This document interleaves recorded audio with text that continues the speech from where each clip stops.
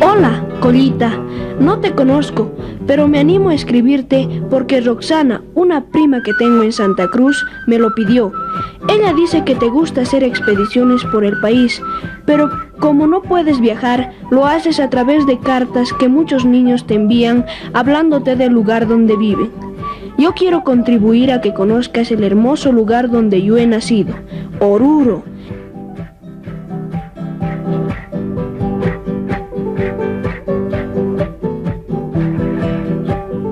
Seguramente sabes que Oruro es la capital folclórica de Bolivia.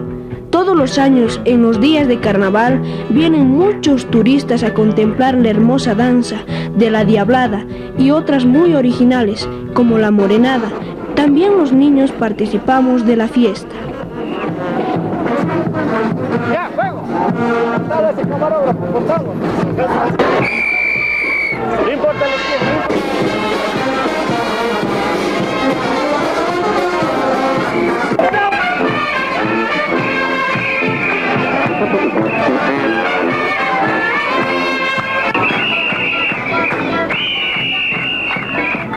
Oruro tiene grandes riquezas minerales. La mayor parte de sus habitantes se dedican a este trabajo. Al entrar a los socavones, los trabajadores rinden culto al tío. A ti te parecerá extraño, porque pese a ser muy católicos, ofrecen cigarrillos, coca y hasta un poco de licor a ese personaje que representa al diablo. De esta manera le piden protección porque su trabajo es muy peligroso. El mineral es transportado en carritos que corren sobre rieles. Algunos son a motor y otros empujados por los mismos trabajadores. En San José, los mineros descienden a las profundidades donde se halla el metal en ascensores rústicos y muy peligrosos. Tuve oportunidad de ver a un minero haciendo un agujero en la roca, dentro del cual colocó un cartucho de dinamita que hizo estallar.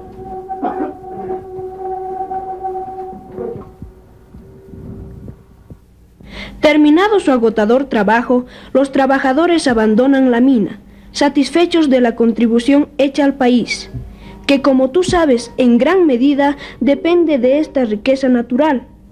Oruro está muy cerca de San José y por eso casi todos los mineros viven en la ciudad. Arrancar el mineral a la tierra es solo la primera parte del trabajo. Para poder llevarlo a otros países es necesario someterlo a un proceso que se realiza en el ingenio cercano. Para llegar ahí hay que recorrer varios kilómetros y atravesar un túnel que en verdad es un socavón abandonado. Caminar en él fue una hermosa experiencia. Con cuánto esfuerzo el hombre logró abrirlo en la dura roca del cerro.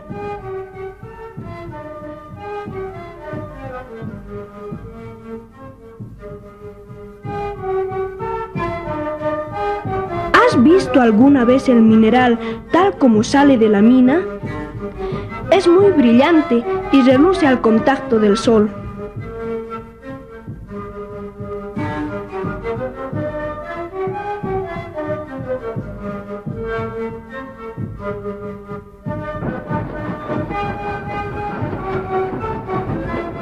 El mineral llega al ingenio en los mismos carritos que vi en el socavón. Los vuelcan sobre algo que me pareció un cernidor y el material cae en una faja que lo conduce a la chancadora, cuya función es convertirlo en trozos más pequeños.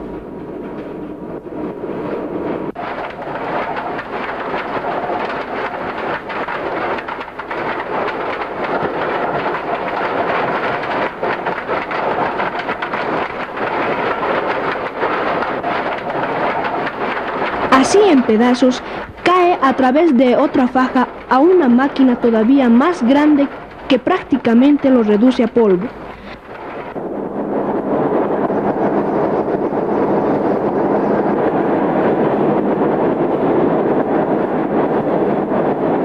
Sale mezclado con agua de un color negruzco, hasta que llega a un tanque donde se agita constantemente. Unas paletas que se mueven verticalmente sacan el mineral libre de impurezas. y un minero lo retira en una especie de plato para comprobar su calidad. El gerente de la mina San José me explicó que como el mineral es más pesado que el agua, la tierra y otros residuos se separa de estos. El mineral producido en San José es una aleación de plata, o sea, una combinación de varios metales, a fin de lograr plata pura. Todavía hay que llevar a cabo otro proceso que no se realiza en el ingenio. De esta manera, el mineral queda listo para ser exportado.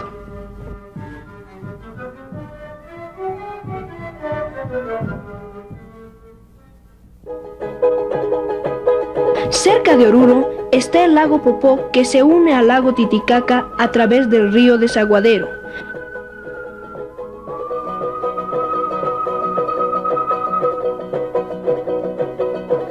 Cuando pasé por allí, vi una recua de llamas. Los campesinos usan estos animales como medio de transporte y también utilizan su carne como alimento. En la provincia de Alense quedan las minas más famosas de Bolivia. Tuve oportunidad de conocerlas. Visité Huanuni, que es un pueblo esencialmente minero y bastante grande. Por allí, a través de muchísimos años, han sido trasladadas enormes cantidades de estaño. De Huanuni es muy fácil pasar a Yayagua.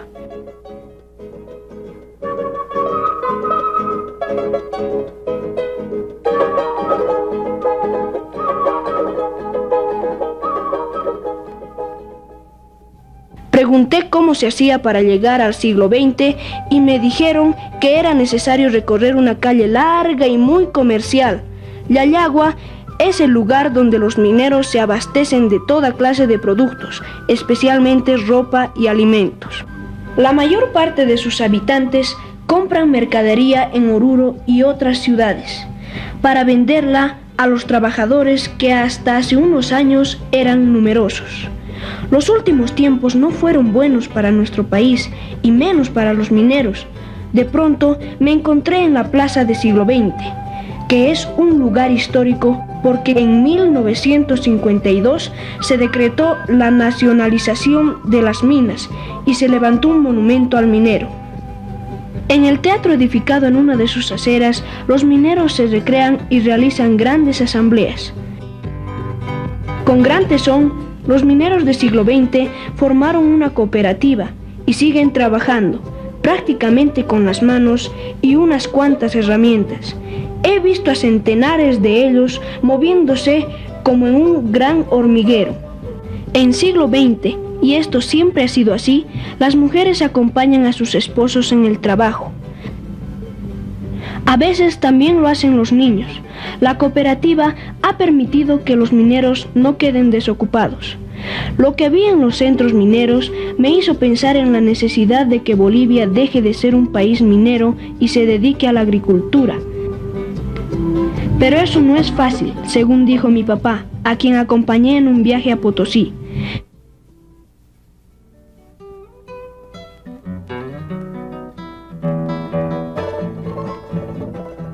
¿Quién no ha oído hablar del famoso Cerro Rico, que se levanta muy cerca de esta ciudad, hoy empobrecida, pero que en la época colonial tuvo cerca de 200.000 habitantes y fue una de las ciudades más pobladas del mundo?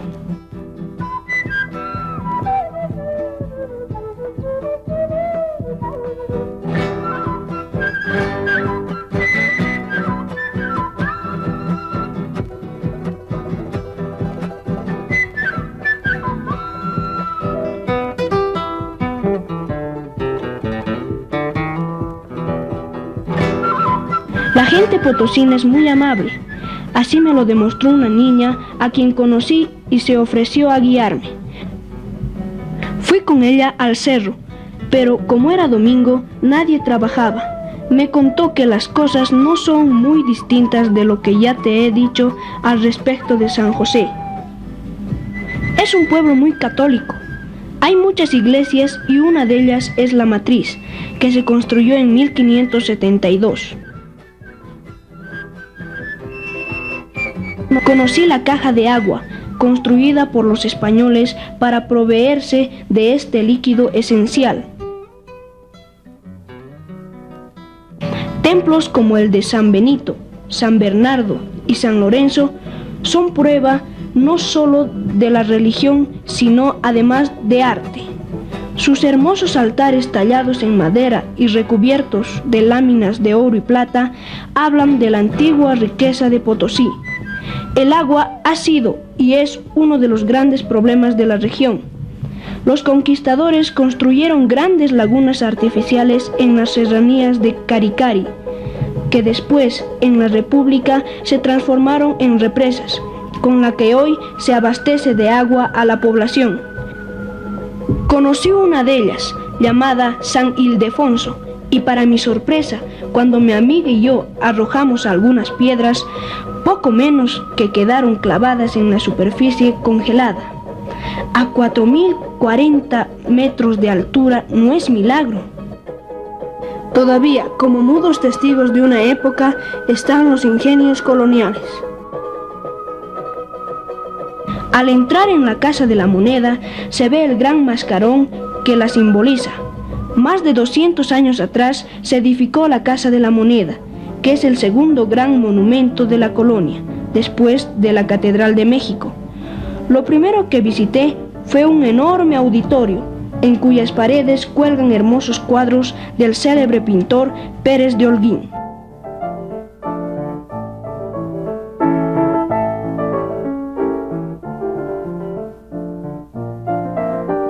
Estuve en un salón donde se conservan muchas de las monedas acuñadas allí, desde aquellas bastante deformes de la época colonial hasta otras más simétricas, casi como las actuales. Están también los cuños y matrices empleados en todos los tiempos.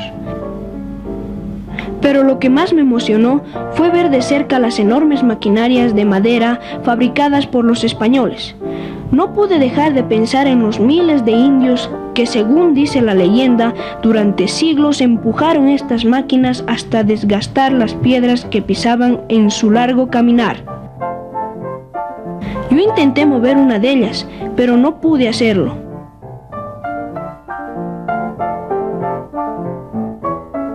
Casi me olvidaba. Vi también el arcón en el que se echaban las monedas terminadas. En la Casa de la Moneda me sentí muy pequeño, y más todavía cuando miré hacia arriba donde terminan las elevadas cúpulas. Y estuve en contacto con la historia, al visitar un museo donde se conservan reliquias y armas del pasado. El tiempo es y ha sido precioso. Qué distinto del que llevamos en la muñeca es el reloj de sol, que sin otro mecanismo que el movimiento del astro rey, todavía sigue marcando la hora. Casi al salir, me detuve frente a un imponente espectáculo. Allí estaba, casi en carne y hueso, el indio cusqueño Diego Hualpa, que en 1544 descubrió la riqueza del Cerro de Potosí. Algo muy importante, no te olvides que con gran orgullo y desde hace poco tiempo, Potosí ha sido declarado Patrimonio Histórico y Cultural de la Humanidad, por su gran contribución a Bolivia y el mundo.